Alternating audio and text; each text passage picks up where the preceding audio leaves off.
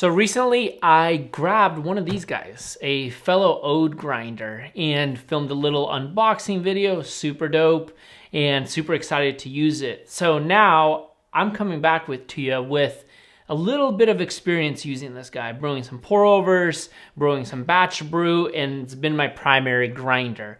So here's a few things. First thing, absolutely love this grinder on my brew bar. It just fits, it looks great, it doesn't take up as much space, absolutely beauty on my bar. But let's dive in with a little bit more detail on some of the things I've really enjoyed about the grinder and some of the things that, could be better.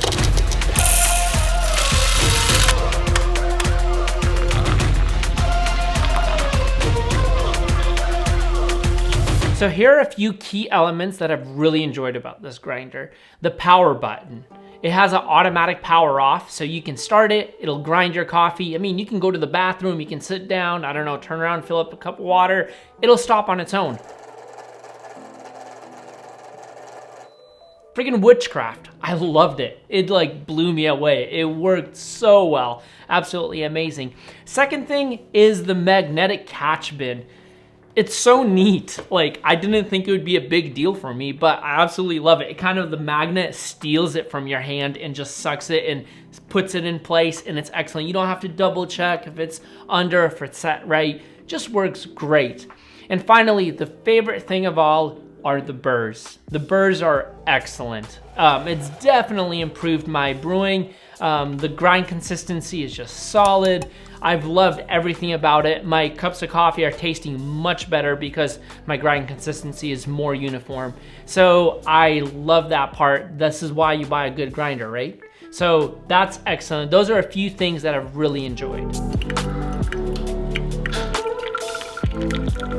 Now the downside, a few things I didn't enjoy about this grinder is, well, the fact that to me it's a little messy. I mean, when you're grinding a lot of coffee and you're putting about, 60 to 75 grams of ground coffee in this little bin, it gets pretty full. So when you take it out, there's gonna be coffee all over the place, and it's gonna probably make a little bit of a mess. It's not a big deal, you can clean it up, but yeah, it can be a little nuisance. So with that said, the retention in the chute is roughly about half a gram of coffee. If you don't use the knocker really well, what happens is the coffee will stay inside the chute, you'll pull the bin out, you'll be brewing, and then you'll see a little pile of coffee on your grinder.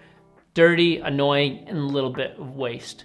But it's also not a big deal, just use that chute very well.